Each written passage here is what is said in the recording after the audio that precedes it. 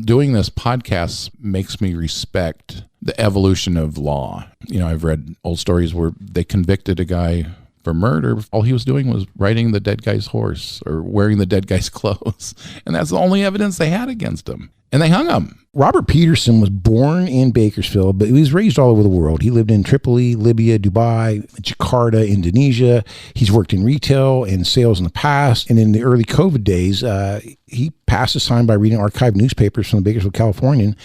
And that's how Notorious Bakersfield was born. In today's show, we're discussing crime in Bakersfield, and not your average crime that happens recently that we can all go to the search engine and find. Robert Peterson, that runs NotoriousBakersfield.com, he goes a little bit deeper. You know, he runs across stuff in old newspaper archives and then just kind of goes down that rabbit hole to learn more about these crimes. And so he's going to be covering two ferries, which took place in 1926, Rampage in Rosedale, and Abandon on the Freeway. So you want to check this stuff out, and we're going to be covering a lot of stuff, and we actually have a co-host with us today who's also a big fan of Robert, so it's good to kind of get her take on this stuff. So, and then we're also going to be talking about the rapid fire questions that we asked him, his best advice, if he won $10 million, what he would do with it, and a common myth about his job or expertise. And the other one is we asked him about his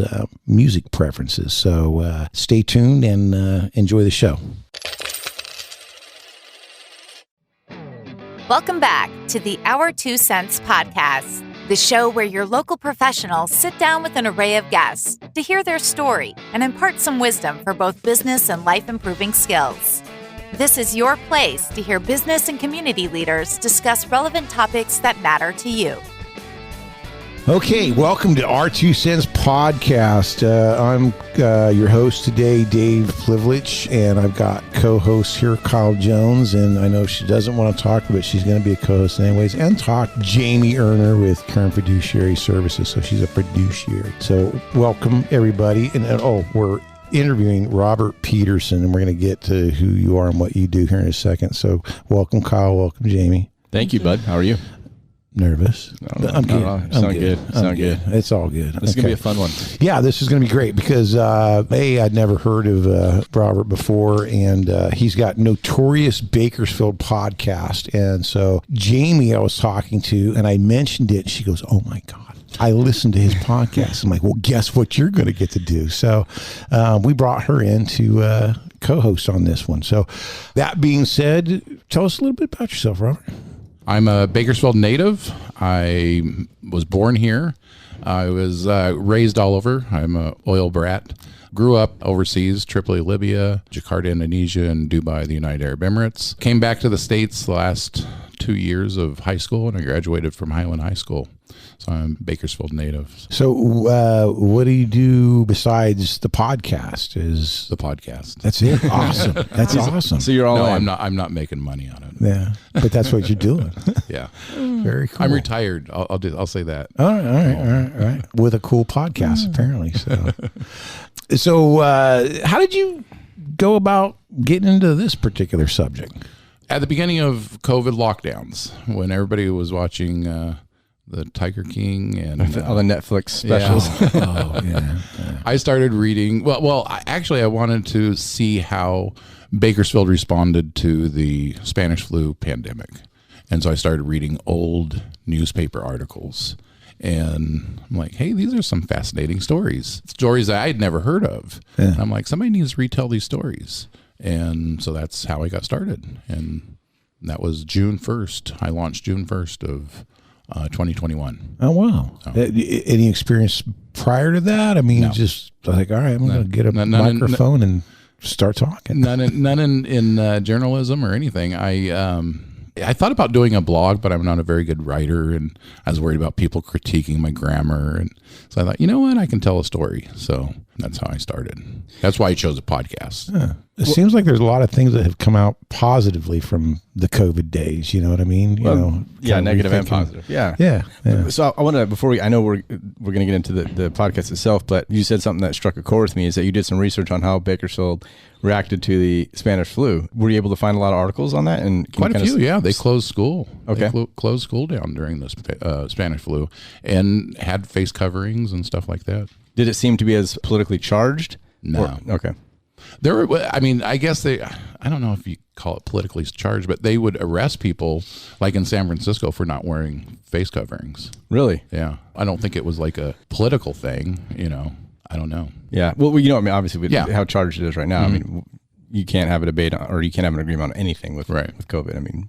Face covering, vaccines, school closures, mandates. You're either on one side or the other. There's no, common ground. So I was curious to see if that was kind of the case then. But in Bakersfield, they did close schools down. They did. Yeah. Wow. For how long? I can't remember. Okay. Yeah. Interesting. So we've been through this before and just handled it differently. A little differently. Yeah. Very cool.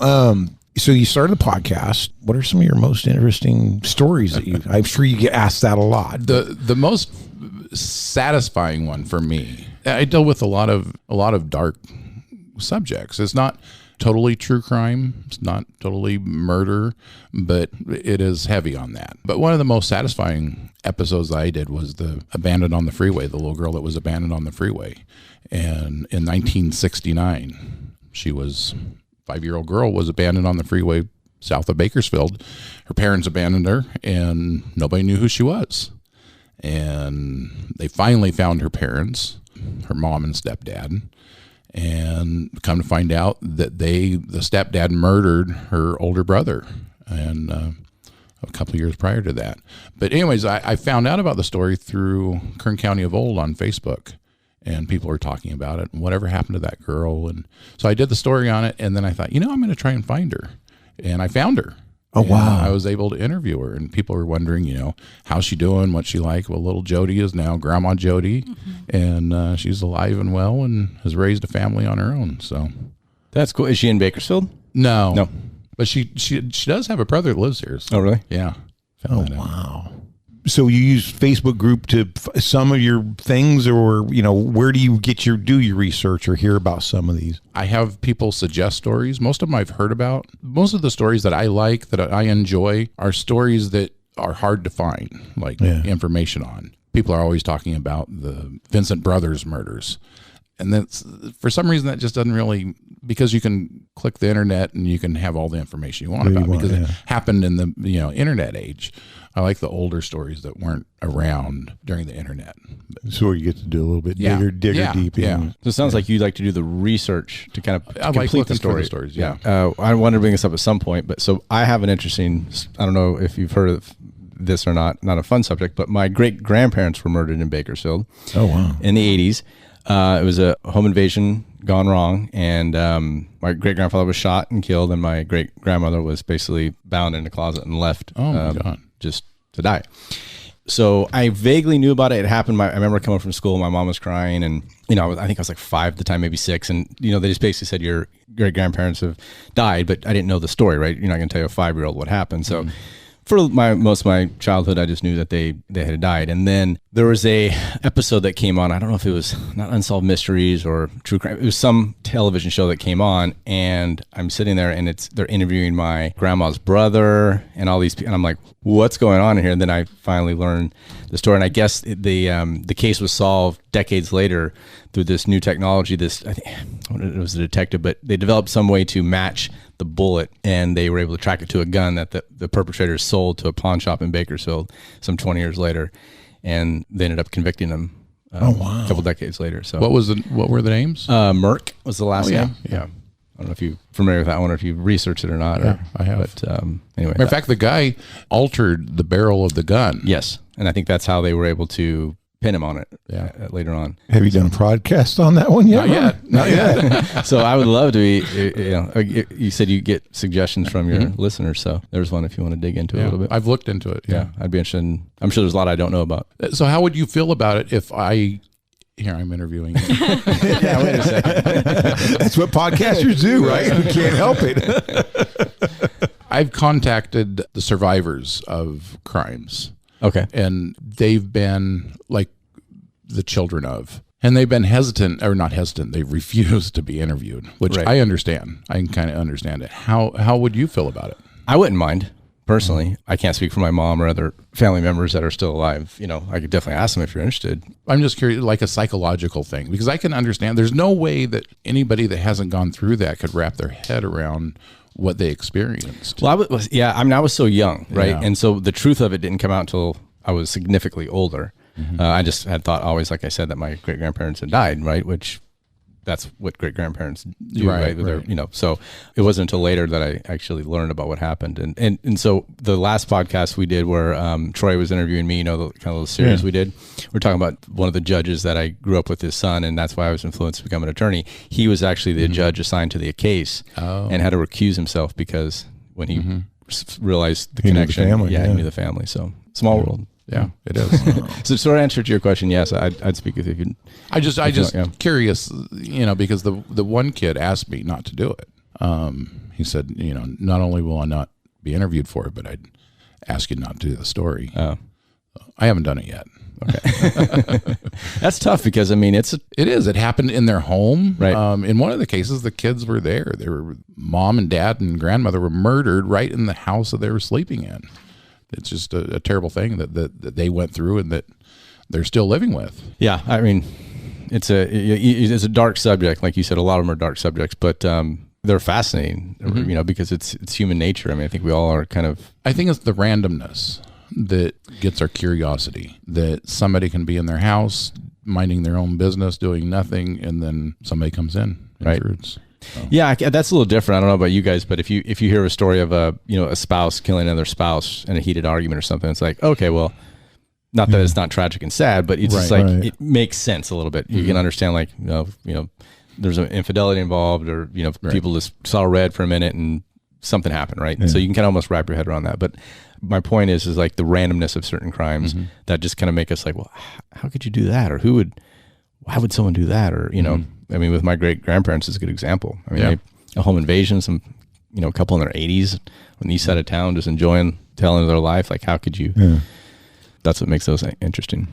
That happens quite often. I know. It's a sad thing. You know, the parrots that were over by Centennial Park just a few years ago. Well, probably like 10 years ago now. So, but stuff like that, you're not looking into as much because it's new, and like you said, you can find information on it pretty readily. Yeah. I'm just listening. I'm like, wow, this is so cool. You never knew this about Kyle. I did not. That's not something normally comes up in conversation. No, it doesn't. That doesn't. So how many podcasts have you done to date? 44. 44, and you try to do them once a month, once a week. I started out doing them every other week, and then I thought, you know what, I'll try it, give a hand, do it at once a week, and if it turns into a job, then I'll scale back. But so far, staying at once a week. And why are they so short?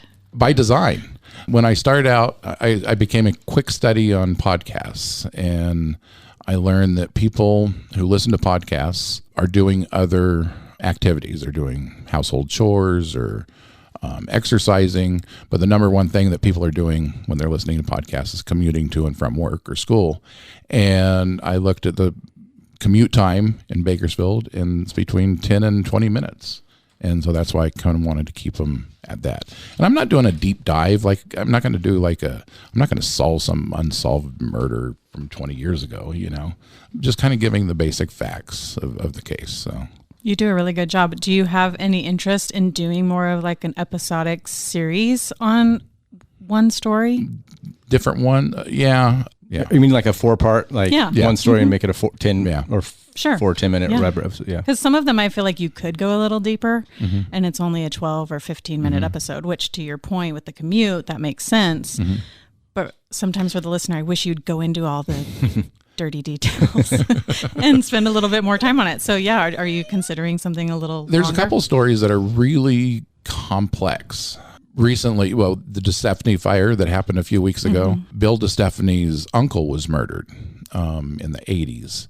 And come to find out, he was murdered by an organized crime ring in Bakersfield, where the leader was a reserve Bakersfield police officer. Oh, wow. Yeah. And they were responsible for 3 other murders, dozens of robberies and burglaries and attempted robberies and attempted kidnappings. And it's really a convoluted story. It's going to need several episodes to get into that. The interesting thing about that one was the last robbery, or last crime that they committed as a group was a robbery of the Domino's Pizza over in the Town and Country Shopping Center where Albertsons is. And they got caught, or somebody, squealed on them for that robbery and kind of unraveled their crime ring. And I just thought it was interesting that robbery of Domino's Pizza was the first domino That brought you that brought it down. That brought Good one. That's a good one. The Domino series.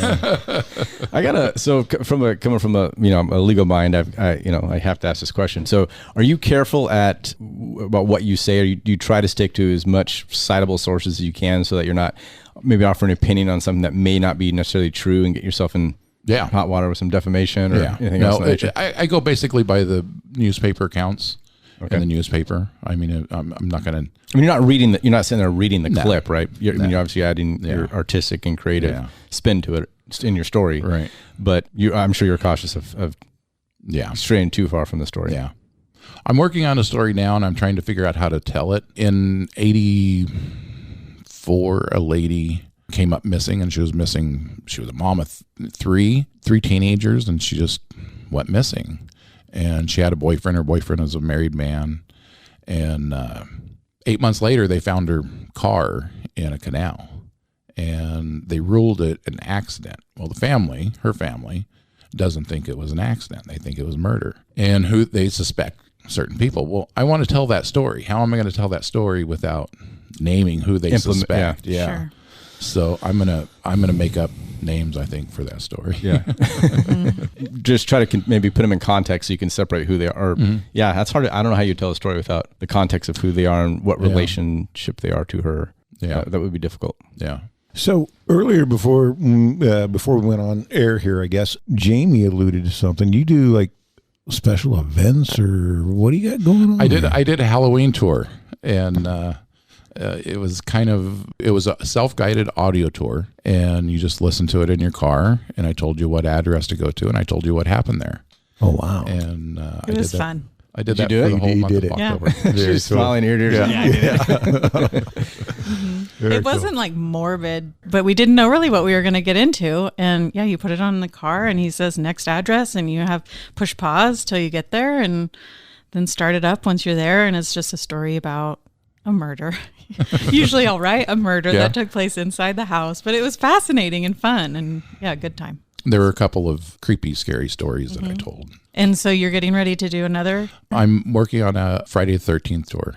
When is that? May? May. Okay. Or only Friday the 13th is it this year? Yeah. Okay. I'm going to do that in May, and then I'll do another Halloween tour in October. So the same kind of layout where you give the address at like 4 or 5 homes? Yeah. Yeah. There's so many different. Yeah, like we're going all over the place here sometimes. There was another thing on the legal aspect of it. There was a story, Stranger Than Fiction. You remember that? The guy that was killed by his son. There were several juveniles involved in that crime. It was the whole damn family conspired to kill him, And it was actually the wife was the leader, but. It's like, how do I tell that story with all these minors involved? And some of them, the one that did the killing, he did his time, and I think I named him.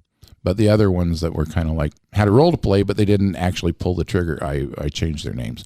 And they're not hard to find. I mean, they're out there. I didn't want to be responsible for naming their names. Right. And some of them look like they've moved on. I found them on Facebook. And yeah, I mean, I don't know that, actually naming their names adds to the story much. Yeah. I mean, I don't know that it would change the story you're telling other than potentially cause you problems. Yeah.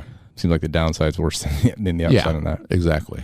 But what I wanted to go back to, and this is something that we're still working on. So we're on episode 130 now. This will be 132 ballpark. About 2 years ago, roughly, right? Actually, we had the bright idea to start it right before COVID hit.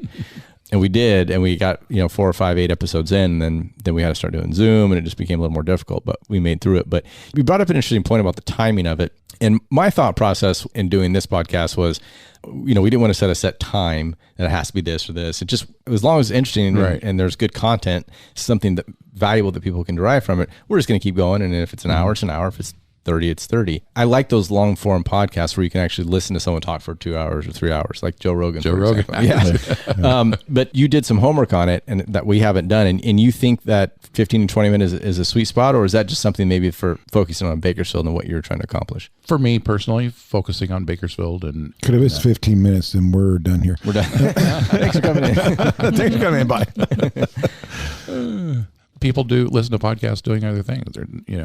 They're washing the dishes or cooking dinner or whatever, But don't you find if it's engaging enough and interesting enough that you get to work and it's like, well, I can sit here for 10 minutes and finish it, or you purposely wanted to keep it for the smaller that drive time? Yeah, just that drive time. Okay. Yeah. Okay. So I guess maybe the answer would be to what you were saying is do a series, so you can delve into more content, but make them different episodes. And that's the problem with podcasts or audio, is that you don't have the benefit of visuals. When you have somebody with a story with 5 or 6 characters, it's not like 48 Hours or what TV shows that you can remind people who these people were you were talking about. Pop their picture up. So Jamie alluded to. You do post pictures on Facebook and Instagram, right, which is a helpful tool and just kind of gives you, as the listener, the deeper dive opportunity to go look at those. And it makes the content come more alive. So I really appreciate that you do that. Yeah. And I do that for each episode. Just Notorious Bakersfield on Facebook and Instagram and Twitter. Website as well? Yes, notoriousbakersfield.com. Right. But you also post in the Kern County of Old group. I think that's where I first found out about you, in that group. Yeah. Each episode I post in that. I got kicked out of another group. You violate some... They just say no promotion, but... Oh, okay. Yeah. It's hard not to, especially with what you're doing. It's like you want to get followers. I mean, they post articles to newspapers and they post YouTube videos, so... Has any story that you've covered so far, the 44 that you've done, hit you personally for one reason or another? Not personally. The Park Stockdale horror, that was the most disturbing. I'd never heard of it before. It was a father that murdered his 2 kids in Park Stockdale, and I just happen to stumble on it. I was reading old court documents. I'm like, I'd never heard of this. And I mean, it kept me up that night after I read it. It was horrible. It was horrible. How long ago was that one? In the 70s, I think, like 73, 74. And he killed his son and daughter. To get back at his wife, yeah, right? His wife was leaving him. It was in, and I think I never heard of that. Well, I was a little kid then, like your parents didn't tell you about your grandparents. And so I'm like, why didn't I hear about this? But I talked to a lot of people that were around then, and they don't remember it. Do you find that certain stories aren't remembered or talked about as much because of the people involved? Maybe if there's someone who has some connection or some prominence, or maybe that it tends to get buried quicker or not talked about as much. It just falls out of the news. Just go on to the next news cycle. Kind of like it happens now. Yeah, I mean, honestly. Yeah. And as long as it, like that guy, I'm trying to think of his name, Daniel Fuzzelman. He appealed and got a new trial, and the trial moved to San Diego. So it was in the news for years and years and years. So yeah, but then once it's out of the news, it's out of the news. So that's kind of how I gauge a story. How notorious the story is how long it stayed in the newspaper. Well, being Notorious Bakersfield, it's not all about crime. You do also stories like you did one on Truxton Beale. So I'm curious if you planned that, like this one's, these set are going to be about murder and then a historical one, or do you just not pick them based on your interest? I try not to do too many true crime right in a row. I kind of break it up with a history one, but I'll tell you the true crime is more popular for the downloads. I did one on the earthquake, the 1952 earthquake. And I did one on Wiley and Grace Doris. Wiley was the defense attorney, and his wife, Grace. Wiley was going to run for assembly, and he went to the First World War, and his wife decided to run in his place, and she won. She was one of the first. There were 3 women elected that year, elected to the California Assembly, and Bakersfield voters sent a woman to the California Assembly in 1917. Pretty remarkable. And that's the frustrating thing, is there's not that much known about her. There's no books written about her. For somebody that was a pioneer in state politics, right? Yeah. And Wiley was a if you got caught standing over a dead body that you just murdered, you wanted him as your defense attorney. He was that good. The chief of police got Wiley as a defense attorney when he was having his corruption problems. So good to know. Well, that doesn't help me now, but and that also makes me, Kyle being a lawyer, doing this podcast makes me respect the evolution of law. I've read old stories where they convicted a guy for murder. All he was doing was riding the dead guy's horse or wearing the dead guy's clothes. And that's the only evidence they had against him. And they hung him. So it makes me appreciate how far we've come. We have more rights now. More protections. Yeah. That's an interesting observation, especially with like DNA, right? How that's changed things. Oh, yeah. Now studies are starting to come out and actually be talked about. We knew about this in law school, so that 20 something years ago it was talked about in law school. But the inherent unreliability of eyewitness testimony. But for a long time, I don't think that really was talked about in the public sphere as much as it is becoming pretty mainstream now. That I think if you talk to most people, they are aware. I don't know. I'll ask you guys. Would that something you guys would think is reliable eyewitness testimony? Just off the cuff, is that something you think that would be? Okay. No, I wouldn't. I think 10, 15 years ago, I think most people would. Depends on if I'm the eyewitness or not. Yeah, right. So in law school, the professor did it. So it was a criminal law. And what they did is they were right in the middle of lecture and they staged someone to come in and be disruptive and kind of cause a scene and a ruckus or whatever.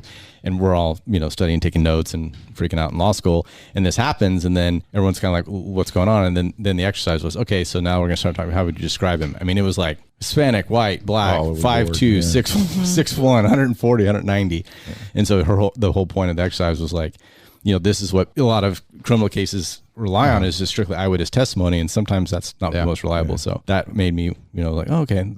Then I started doing parole advocacy work for, Barry Scheck. He did the Innocence Project where you started using DNA to overturn sentences for people wrongfully convicted of crimes. And so I did that as an internship for a little bit and I was just blown away and fascinated. Kind of what you were saying about how things have evolved and the way we prosecute. It's not as clean as you think. Yeah. And also, as frustrating as, we hear about these lenient sentences and everything. I mean, in the 70s, I covered 3 murders back in February, and love gone wrong is what I... And anyways, the 3 people responsible for those murders, none of them served more than 4 or 5 years. And it's like, they were guilty of second-degree murder or, whatever it was at the time. So, and your story about Jody, who was abandoned on the freeway, and her stepfather was convicted, sent to death row, and he didn't really go into it, but his case, he was able to appeal and get a new case and was out in like 5 years after that. For the murder of their brother? Okay. And abandonment of her. Okay. I thought it was just the abandonment. I was like, oh, I got a death sentence for abandonment. I was like, that. No, he murdered a little kid. Right. And somehow he got a new trial. And I think he was able to plea bargain down to second-degree murder or something, and that he was already in jail for, whatever the sentence was going to be. And basically got like credit time served at that point. Yeah.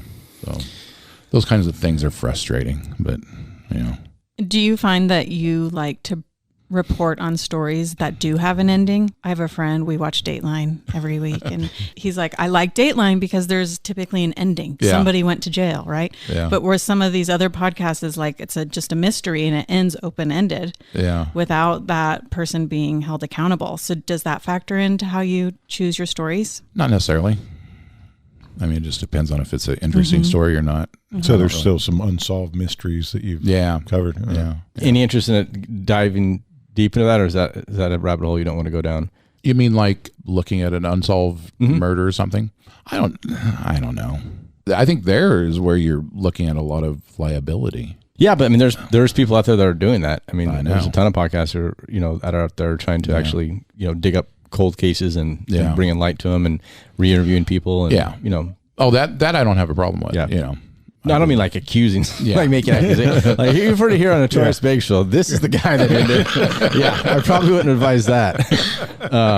But just bring up those cases and re-interviewing people. And then I've listened to, I can't think of the name of the podcast or what episode, but there's been a few where that was the format. And then doing that, like they get a call like a year later saying, oh, I listened to your podcast and I heard your story. And I was actually and then they give them some, and then it leads to actually people being apprehended or crimes being solved or just, Yeah, that one over on the coast, the college, I'm trying to think of the name. Kristen Smart. Yeah. Smart. Yeah. Yeah. They made an arrest directly result from that podcast. So that guy really dug deep into it. Yes. Yeah. And did they arrest her student and the father? I think so. Yes. Or the stepfather or whatever Yeah. it was. Yeah. Yep. That would be a good, I mean, I don't know how you can do that in 15 or 20 minutes. I mean, that was 27 years in the making of, Yeah. I think it was 1995. Yeah. 95? Was that when she went Around Missing then, somewhere. Yeah. in the 90s. Yeah. Yeah, I think it was. See, I graduated high school in 95, and I was either at Santa Barbara or it was 95 or 96, pretty close to that. But you could do a 10-part series on that. And there's stories in Bakersfield where it does, like the Bill Stepney murder in the 80s, that deserves because it's so complicated. And another story is the Lords of Bakersfield. Just gonna ask that. That was on my list of one of the things. Have you crossed that yet? Crossed that bridge? Not yet. Okay. A friend of mine is doing a podcast on it, and I'm kind of waiting to see how she does it. We're going to do it totally different, but she's working on it, and I think it'll be out this summer on Lords of Bakersfield. So we'll see. There's been several that have kind of looked into that. I know there was a writer that wrote, I believe he wrote a book on it. I think Bob Price did a lot on it. Yeah. Too, didn't he? Nick Ballardis. I think he used to be with California. I know he had a lot of interest in that at one point.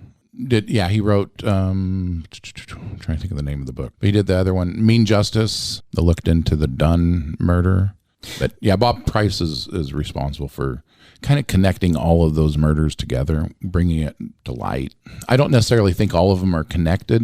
They just happen to be. I don't think a murder that happened in the 80s is connected to a murder that happened in the 2000s with Steve Towser. So They tried to link it though. yeah, Sure. yeah. Wasn't part of it, I honestly, I didn't know too much about it, admittedly, but wasn't part of the story having to do with like a pedophile ring or some sort of... It was powerful gay men in Bakersfield. So it wasn't pedophile. Okay. Not necessarily. Well, I mean, it depends on Right. I guess the age of... Yeah, the age. Yeah, Yeah. The Robert Mistrial who was convicted of, oh gosh, who's the guy's name? But anyways, he just got out of prison. He was 14 years old when these men were taking advantage of him. So yeah, I mean, I guess pedophile. Yeah. And so he murdered the perpetrator of the crime and then and was sentenced to... Ed Buck is who he was. I don't know if he was involved in Ed Buck's murder, and the other guy, both of them have been out. The other kid, I think he was 18 when he was convicted, but yeah, Ed Buck took advantage of Robert Mistrial when he was like 13, 14 years old. I wonder if he would be someone that would be allowed to let you interview him. I don't know if you reached out or if your friend has reached out to them. Yeah, I've talked to his husband. Yeah. Okay. So maybe. Okay, I'm intrigued now. I'm going to quit this podcast. Our 2 cents is over. I'm going to join the Notorious Bakersfield. Yeah, you need a co-host. This is so much more my interesting. friend that's doing the podcast on that she interviewed the other guy. Kamanish was his name, and he's out of prison. And I said, aren't you creeped out? I mean, he like killed Ed Buck with a shovel, you know. And I'm like, would you ever go into like meet him? You know, would you ever like go to his apartment to interview him? She's like, So yeah. Well, I mean, I think that was pretty targeted victim, right? Yeah. I don't think he was, that's not someone who's just randomly going out and... Except if you know the story, Kamanish really didn't have any connection to Ed Buck. Robert Mistrial asked Kamanish to kill him for him. And Kamanish is like, okay, sounds like a good idea. Oh, okay. So he was not taken advantage of in the same way that... Okay. No. That's why I just don't understand what the motive was for Kamanish to I mean, I'd have to have a good motive. Were they friends? Yeah. Okay. Yeah. And they went and killed him and brought his body back to his house, and they stole like a TV and microwave and then burned his house down. That is hard to put yourself in like an 18-year-old's shoes. I mean, your mind is not fully developed yet. No matter what. I know you can vote at 18 and go to war, but I know you're not fully. I don't quite understand what the motive was behind that on his part. I can see Robert Kamanish's part or Robert Mistrial's part, right? But if that's your friend and he's been telling you all these horrible things that this older guy's been doing to him or doing, maybe you're just like, all right, well. But he didn't seem. I don't know. I don't know. That's. I'm just. But they're both out of prison. It's been 30 years and they're both out of prison. That's why I don't know if I could, somebody that did that, I don't know if I could sit down and like this. And interview him. Yeah. That'd definitely be strange. Yeah. Let's talk a little bit about what your plan is. We talked before, we went on air, but you got an idea of you like to pull together some local podcasters. I would. Talk about that. Did I talk to you about it? No. Here when we were talking about I it? don't think so. No. I would like to get a group of independent podcasters, they're not part of a radio station or anything, and just kind of sit around and talk about our podcasts and introduce them to our audiences, and then maybe like play a 1 or 2 minute clip of the of our podcast, most recent episode or an episode you want to highlight, and then each podcaster go back and upload it as an episode of your podcast. We see like Wondery or podcast networks do that for their promoting podcasts. Right. And I think independent podcasters in Bakersfield would help promote it, because there's listeners of mine that may be interested in our 2 cents that aren't aware of it. Right. That's interesting. Have you talked to the guys that do Sofa King yet? Not yet. Okay. Podbelly, have you heard about what they're doing with that? It's like a consortium of podcasts that they have on their network.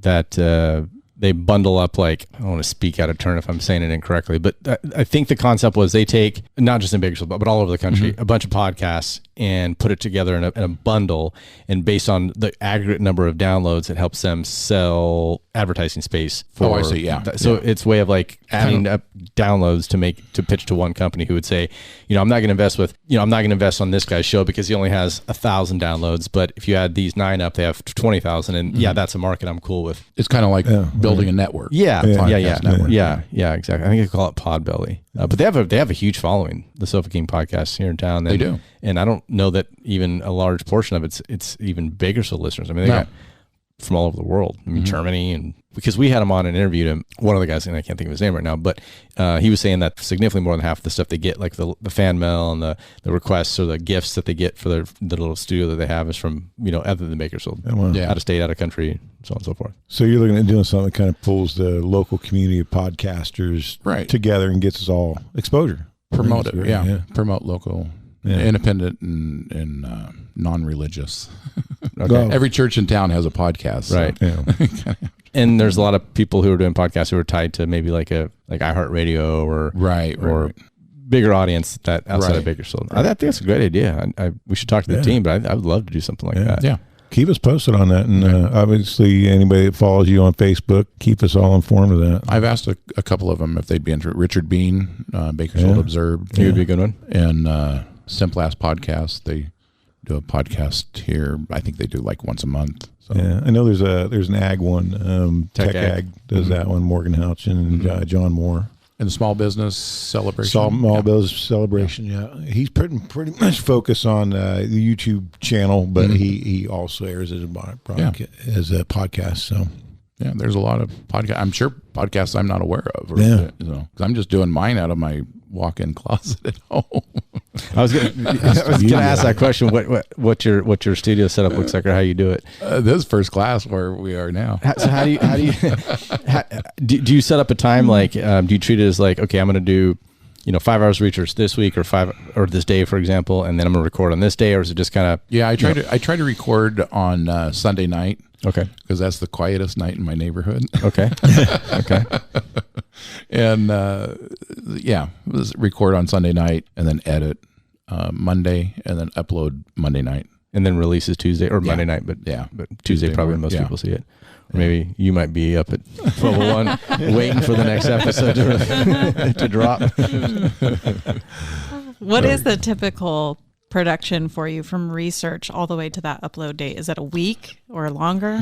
It depends, because I'm researching stories all the time. Like how many are you researching currently? Like 5 at a time. 5 at a time. Wow. Wow. And so you'll put one down, pick up on another, and then whichever one I have pretty much done. That's the next in queue. Yeah. Okay. Do you do any like teasers as to what's coming up, or do you occasionally? Okay. Depends on how far along I am. Right. And it's usually getting down to the wire. You don't want to tease something and not have it come out for 6 months. Yeah, that kind of defeats the purpose. Oh, the last one was last one before this last one was the judge and the stripper. Mm-hmm. Yeah, some people remembered her name, the stripper's name. Well, that was back in the 80s or something. It was in the 90s. Yeah, 90s. Yeah, I think I remember that. Judge Klein. I didn't know that story. I haven't listened. That was what. Use your imagination. Well, I mean, he was a municipal court judge, which they don't have anymore, right? Right. Yeah, and this stripper had gotten arrested for indecent exposure, and she went to her preliminary hearing, and he met her out in the hallway and asked her some questions about her case, and kind of inappropriate for a judge without her attorney, and then got her number, and he called her and said, "Hey, come down to the courthouse on Sunday." And she came down, and he asked her to do a show for him. Then her next hearing date was like the next day, and her attorney's like, "What? What happened?" Wait a second.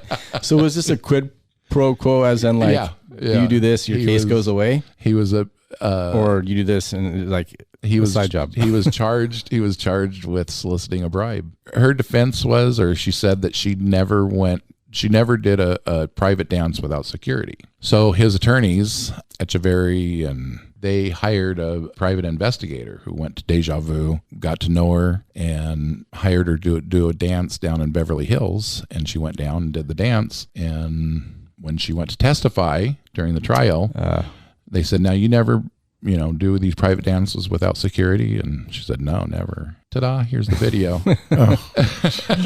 Beverly Hills without a security guard. and he was acquitted. So they just didn't believe her testimony that Yeah, he was acquitted, but then he had to resign as a judge, and so the bar, he's still practicing law. But the California bar probably wasn't the judicial too kind on. I don't know. Okay, he may have had to pay look a fine that up or something. I got some research to do. Taking some notes here. Interesting. All right. Well, here, you got any more questions there? Oh, I have a lot.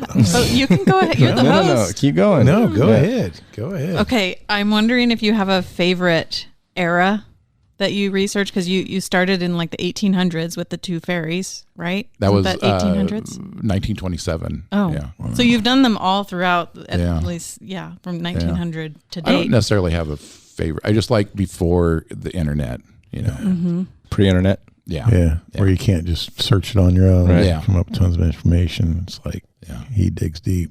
Occasionally, though, like if somebody appeals something, they'll have the California Supreme Court ruling online, and that's interesting. So that's how I found the Fuzzleman, the guy that killed his two kids. That's how I found the story. It wasn't through the newspapers.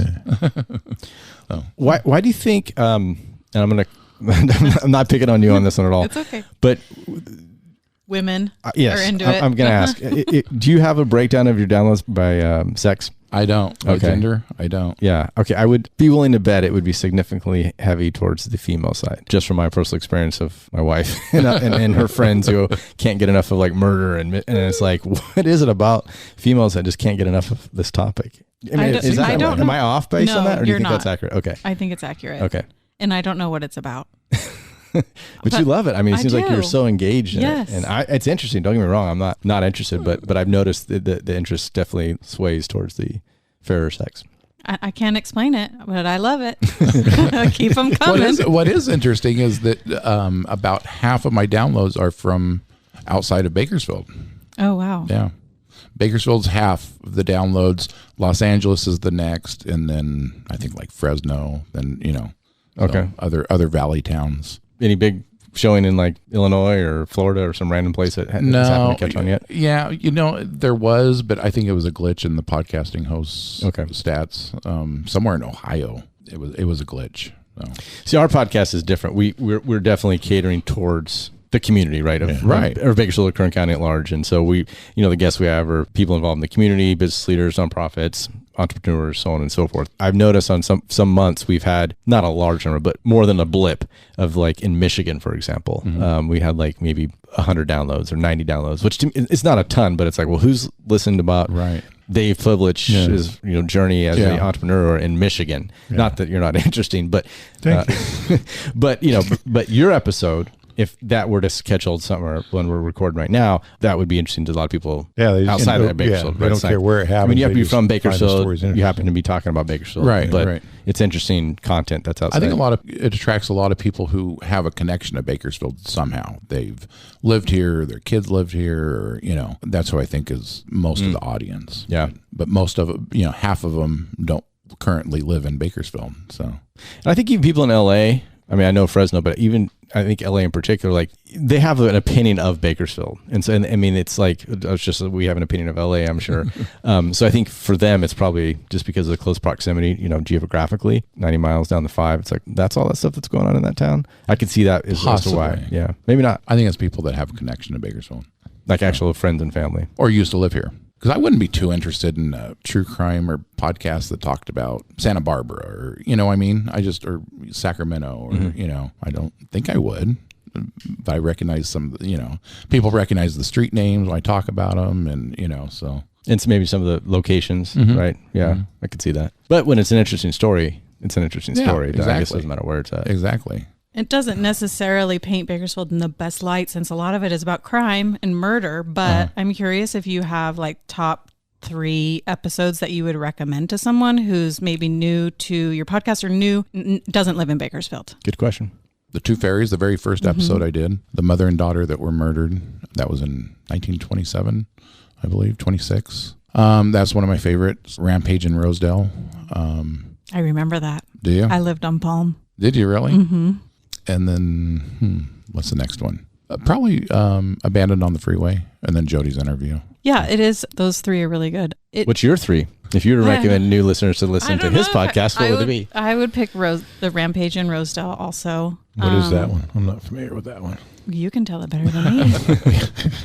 Robert Courtney was a slumlord, and he got a violation at one of his rental properties on South Union. The health inspector was Cynthia Volpe, and she wrote him the violation, and he started beating her on the side of Union Avenue, just dislocated her jaw, broke her nose, and he got arrested and was out on bail and had gone to trial. It was like a year later after that. And Cynthia Volpe sued him. And that was in the court system, I think, the suit.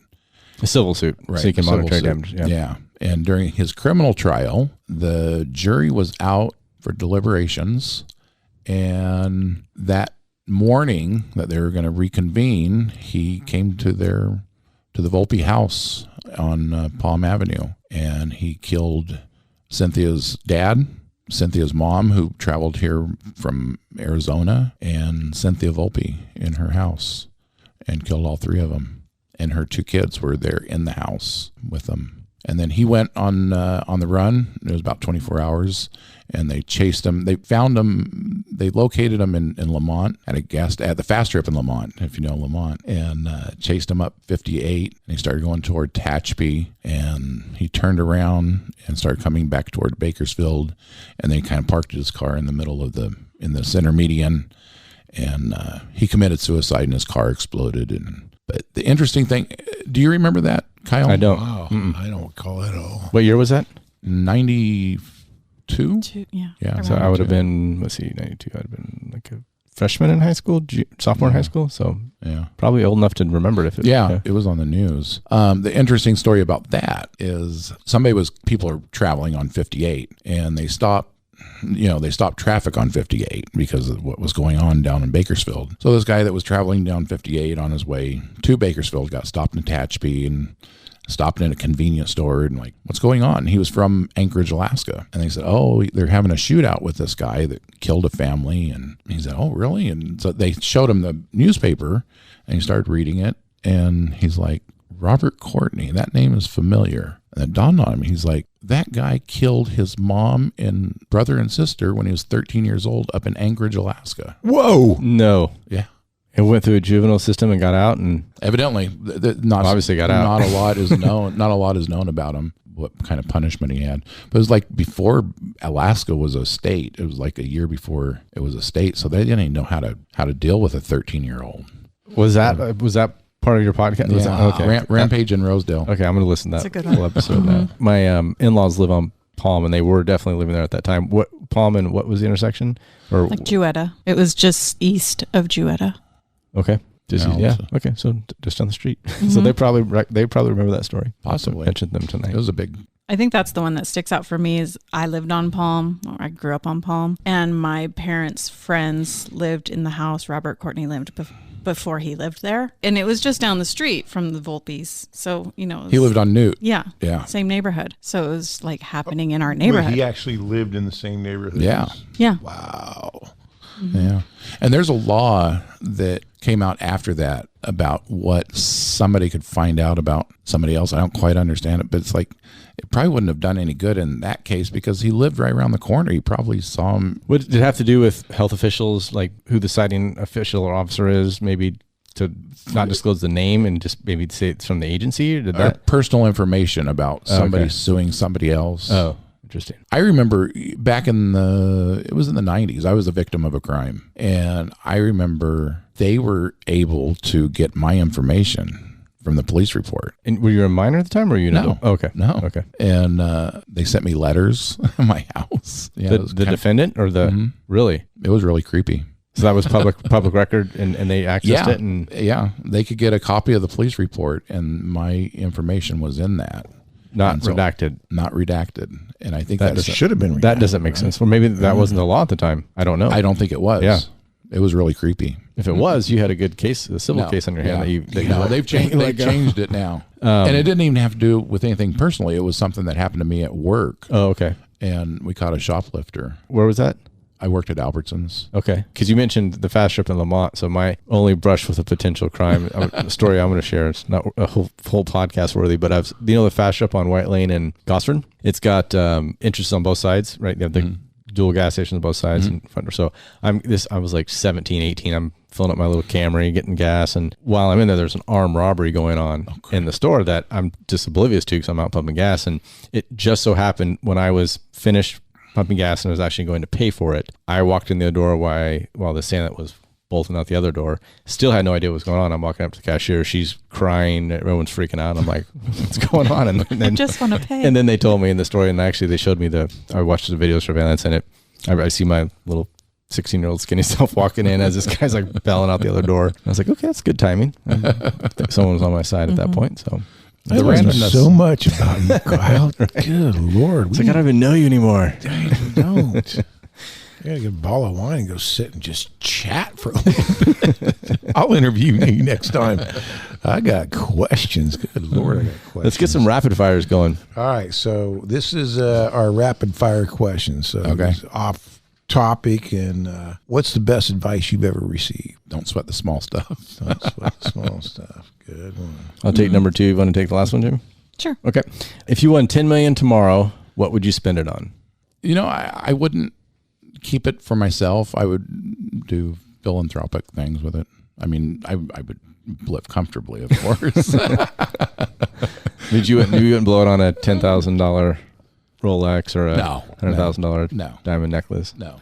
It would kind of fit you. So we don't have YouTube in here, but he's got this Notorious Bakersfield Podcast sweater on that I could see like a heavy chain going on right now. That blinged out. Yeah, it would look good. No, I'm not big into jewelry. I'm joking. Okay, third question. What is a common myth about your job or field of expertise? The podcast, probably that it's easy, and it's not. I mean, there's a lot of research that goes into it. I got one more just out of curiosity, because it always blows my mind when it comes to music choices. Like if you look at Kyle Jones, you would never, ever guess Gangsta rap. Hardcore Metallica fan. Yeah. Hardcore. Wow. Yeah, what's your little secret music that people be like, no way? I don't really have a favorite. I don't like metal. It's all right. I mean, it's okay. Some of it's okay. I don't. My favorite artist is Cyndi Lauper. She's the one I've seen in concert the most. And so if there's a Cyndi Lauper concert, I'll probably go to it within 100, 200 miles. Wow. I would not have guessed I wouldn't that. say that counts as a surprise. Yeah. See? All right. She was popular when I was just, when I was in high school, and she was the Kern County Fair And my sister and I went to the concert at the fair, and we were up in the front, and there were no seatings. There was like gang seating behind us. I was standing up on a hay bale, at the Kern County Fair, watching her, and a fat lady sat on my foot, and I couldn't move the whole concert. A little too shy to go. Excuse me. All right. Well, hey, thanks for joining us today. If you don't mind, tell us one more time how our listeners can find you. I'm on all the podcast apps, Apple, Google, Spotify. You can also listen to it at notoriousbakersfield.com. Awesome. Well, from bottom of my heart, thank you for making my first hosting gig here a good one. You did a great job. Yeah, Thank you. Appreciate that. All right. Well, again, thanks for having you, and we look forward to hearing more about what you got going on down the road, especially the podcast community thing. So, absolutely. All right. Thank you. Thank you for having me. Right, take care. See you guys. This show has been brought to you by the Law Office of Kyle Jones, Troy Burton with the Lynn Company, CPA John Duffield, Scott Hansen Real Estate Lender, broker and investor, and Dave Plivelich, President and CEO of the Marcom Group and MarcomBranding.com. You've been listening to the Our 2 Cents Podcast. Check out the show notes for links and more information about the show. Also visit our website at our2centspodcast.com or catch us on Instagram at Our 2 Cents Podcasts. If you've enjoyed this podcast, please subscribe and share with others.